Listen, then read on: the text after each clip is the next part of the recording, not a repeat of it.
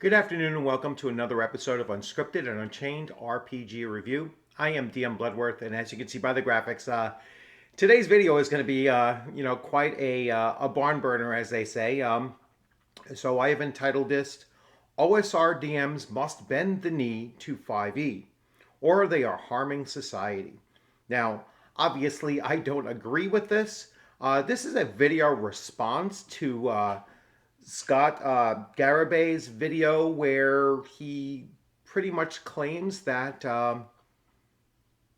based on the fact that Critical Role supposedly made $9 million from uh, from their Twitch stream, of their games, that this is an indicator that the OSR, and in particular OSR DMs, must stop playing OSR games, ostensibly stop purchasing OSR games, and flock to the aid of 5e and Wizards of the Coast's fantasy role-playing game.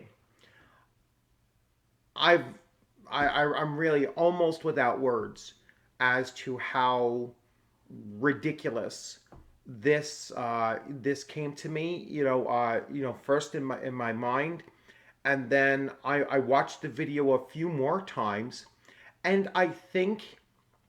now I think it's coming more from a sense of fear that because Critical Role is so popular and Critical Role is generating the amount of money that it supposedly is, because that's, its Twitch feed is only one source of its income. It could be getting similar amounts from YouTube advertising, plus their own merchandising, and everything else was probably dwarfs even the two social media advertising amounts. So they're making a bundle. All right, so there's no denying that, and they're making a bundle playing a version of 5e. They're certainly house ruling it completely. They're also scripting what you actually see on their show, and there's no denying that. I mean, you believe the WWE is real.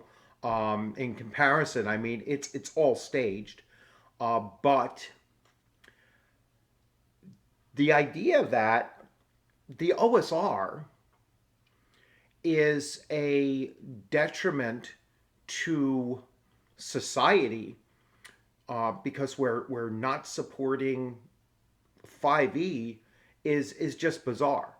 And like I said, I think it's coming from the fear of the realization of this one individual that when Critical Role, and I believe it is a when Critical Role releases a releases under their own publication company their own fantasy role playing game, there is going to be that sucking sound of the player base of 5e shifting over to the much more charismatic and polished Critical Role crew, and that I think is what he's afraid of.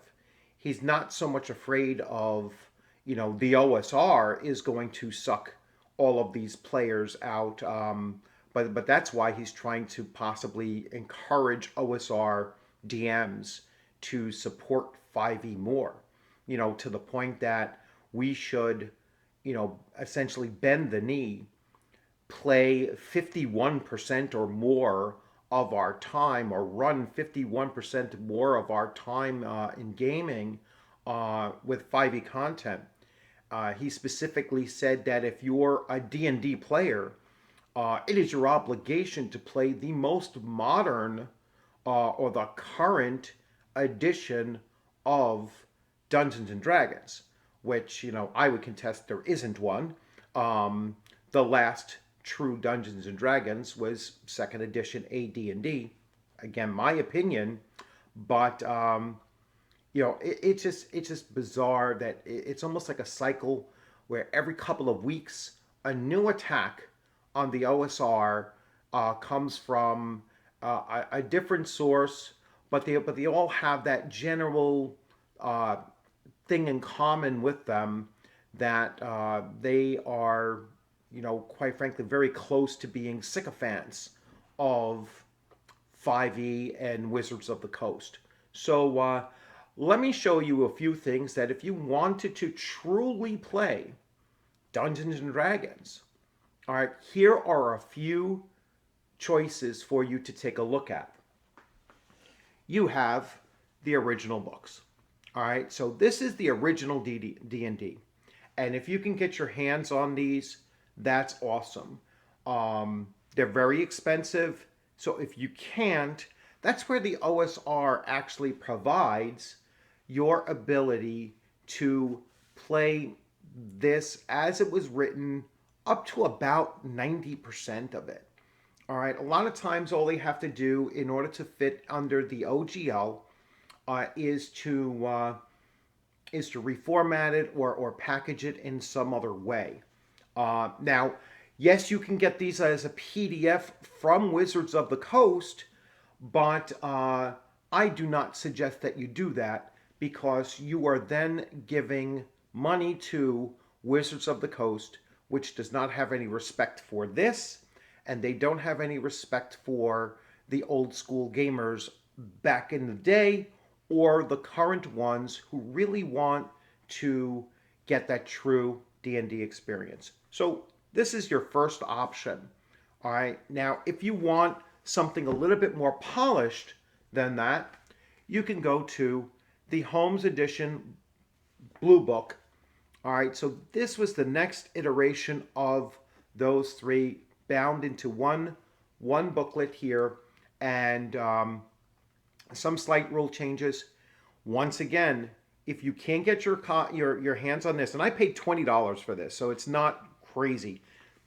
If you're not getting it in the box, with the dice and all of that, it's still reasonable. You can get a copy of this for under $30. All right, so, and there are OSR versions of this, one called Blue Home, which is about $18, I think. So you can certainly get this kind of a blast from the past. These two so far are OSR, old school revival. You are reviving playing the old systems as they were written. The next is the Molve Edition. All right, so once again, a slight revision above the Blue Book. And Molve by the hole punches in there.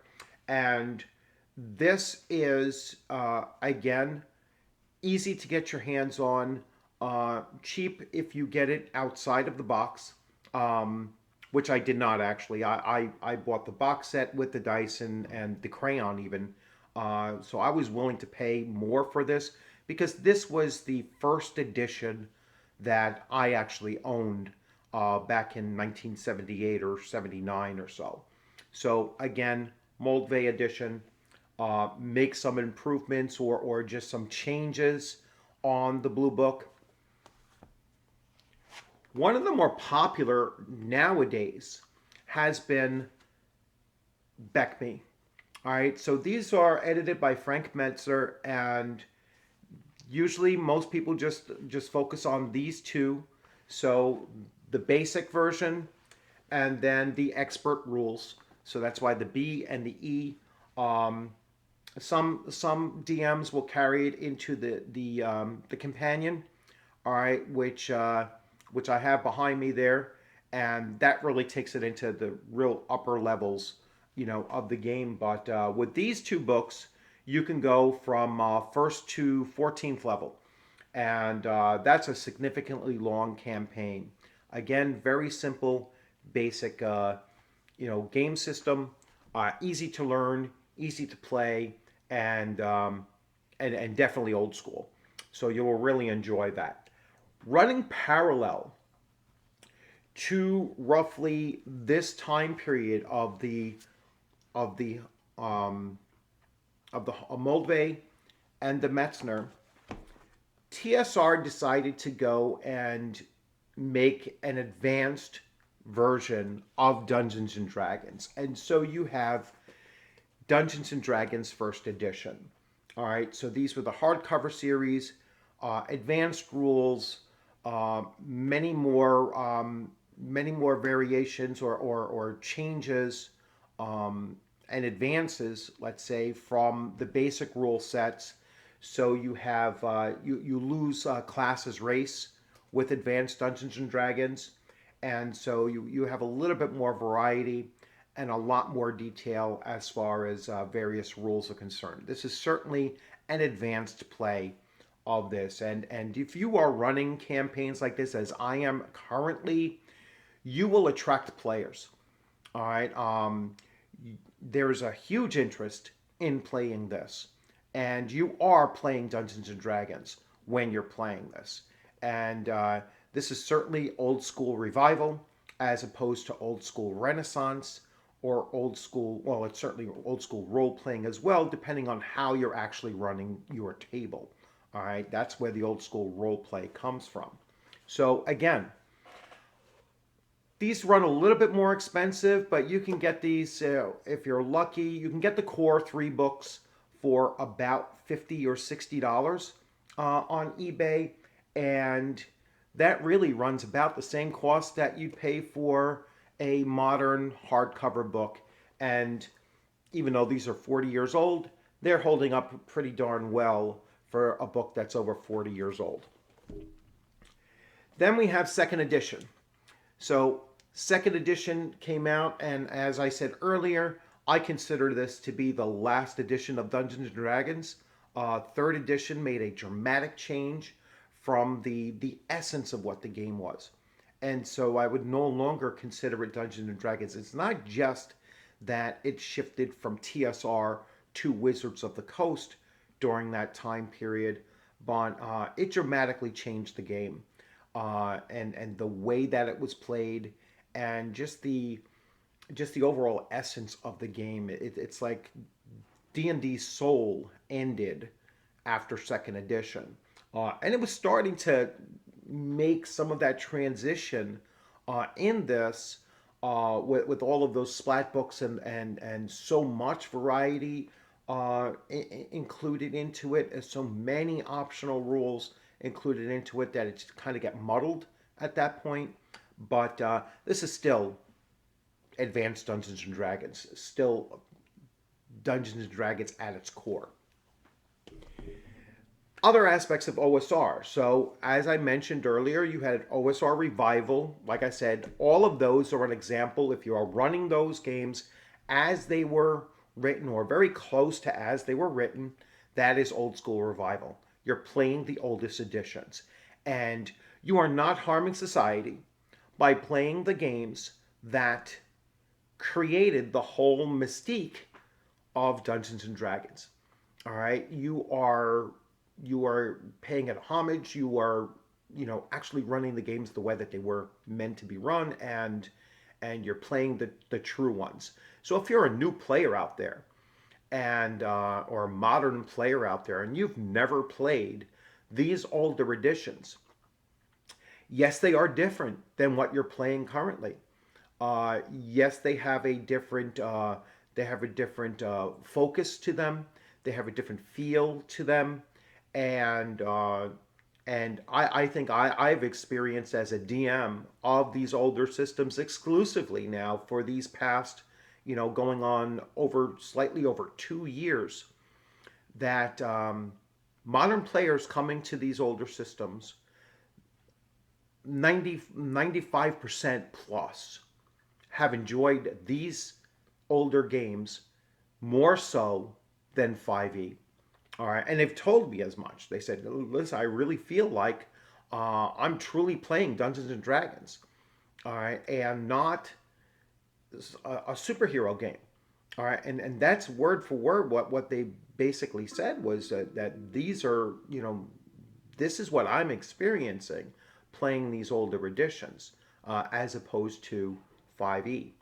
But Renaissance. So as I mentioned, you can go with Renaissance games, and a Renaissance basically takes an old system and modernizes it, changes roughly 10 to 20% of it in order to fall within the OGL, And so here we have the old school reference and index compilation, or OSRIC, and this is a compilation of first edition AD&D. Then we have For Gold and Glory, which is a compilation of second edition AD&D. So once again, a Renaissance game. Now, I haven't really dug into this too much, but I've heard many people say that Castles and Crusades is one of the first true OSR versions of old school D&D. And I do have an older version. This is the most up to date version of it, or at least I believe it is. Let's see when this was. This was printed in 2015 by Troll Lord Games. Maybe it's not even the most up to date one, but it's the one that I was able to get my hands on. And so, Castles and Crusades is supposed to be, a very solid OSR game. Now, the one that I'm really latching on to now, and I suggest you look into it, and it's still very reasonably priced for the whole box set, and that's Swords and Wizardry. So this is a retro clone of old school D&D. So the smaller booklets that I was showing you, but with a much more modern feel to it. If you're trying to attract modern players to old school rules and old school role playing and just the style and feel of old school games, then this might be a good route for you to go. As you can see, they come in the 3 booklet or 4 booklet format. So we have the referee's book, we have the player's book, and then we have the monsters. So I'm not really showing that well, and the monsters. So and then there's a supplemental book of spells and magic. So actually, this was a 4-book set in the collector's edition that I picked up. So you are absolutely not harming society. That was another thing that Scott Garibay was saying, was that Dungeons and Dragons was a life-altering experience. It's a game. All right, it's a game within a hobby. All right. Yes, it is the most prominent game within that hobby, but it's still a game. Life-altering experiences compared to what? I can tell you one thing. It's certainly not compared to the life-altering experience of marriage or fatherhood or military service.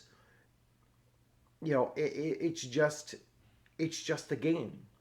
All right, and it's just one game in a massive hobby. All right, and it is a massive hobby because you just saw that I just showed you probably about 7 variations of just one game system. All right, behind me I have 100 plus OSR games or old school games behind me there, and they are all just components of the greater hobby of tabletop role playing. So if you're running these older games, you are not harming society. You're not providing anyone a life-altering experience. You're running a game.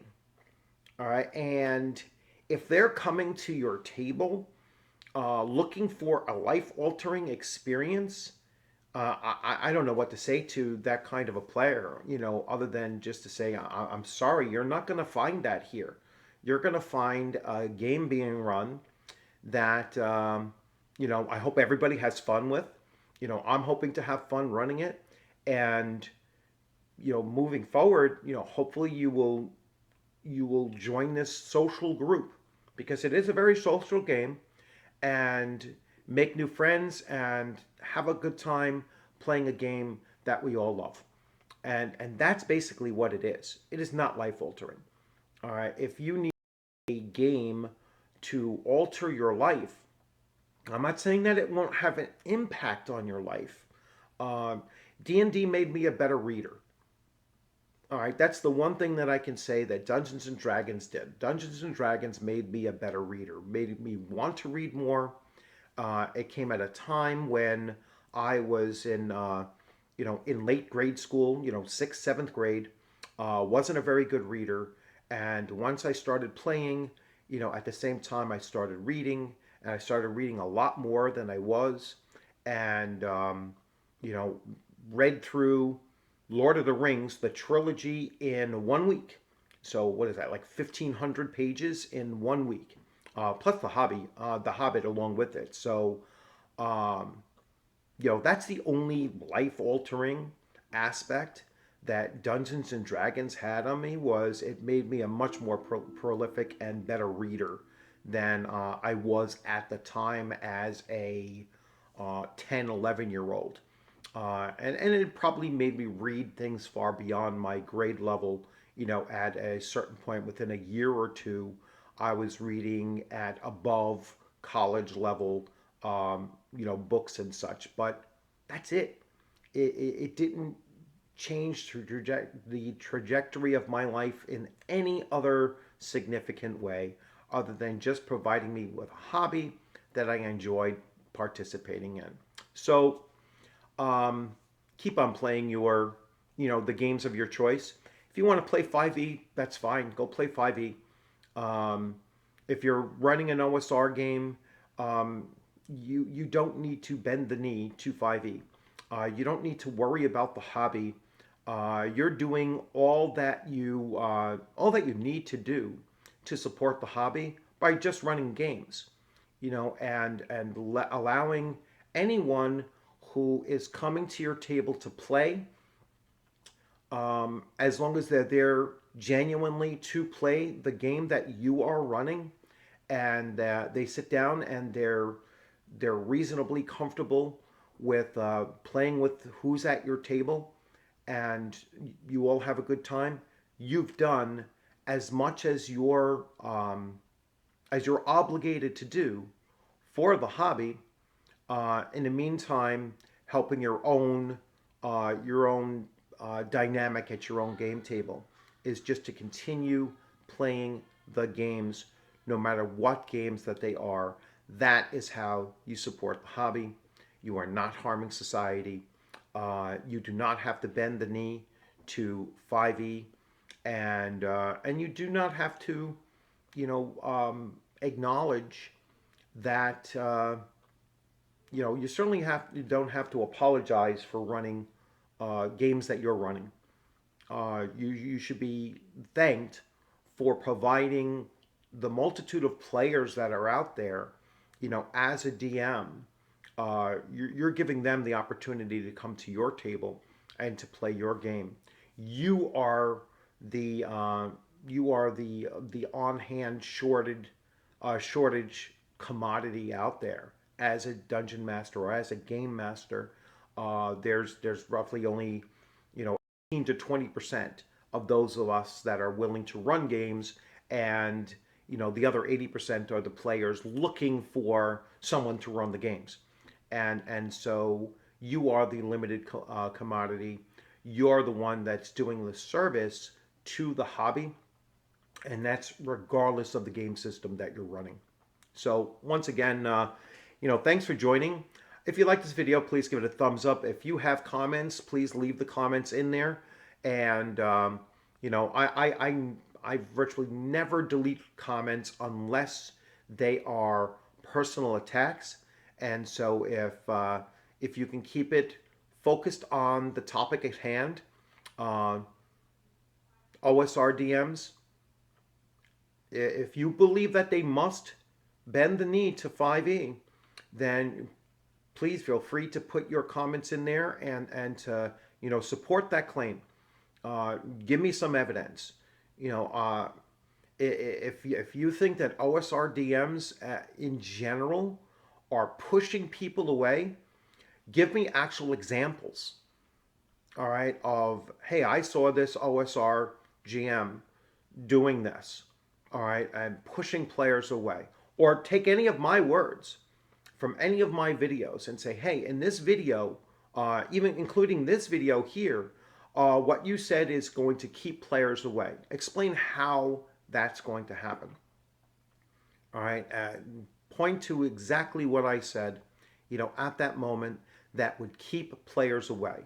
I am openly saying anyone can come to my table, sit down and play the game, provided that they are there simply to play the game that I am running, and they will have a voice in the creation of their character to a certain extent, as long as it fits within the game rules. And I hope that they have fun playing. I can't be any more welcoming than that. All right. But if they're coming to spoil the fun of everybody else at the table, and or just through their actions, unintentionally, but their actions are spoiling the fun of everybody else at the table, no, I'm going to probably tell that person, you cannot, you cannot pass. You shall not pass.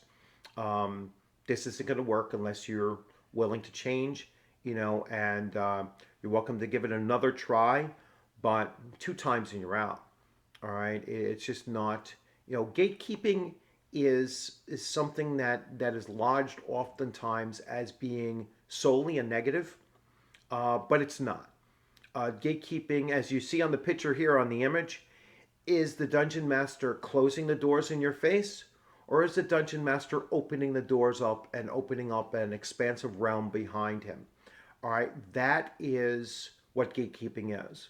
Gatekeeping will welcome in those positive individuals that you want playing at your game, or it will close the doors to those that are there to disrupt what you're looking to do, or to ridicule it, or to criticize it, or to do whatever that has nothing to do with actually playing the game.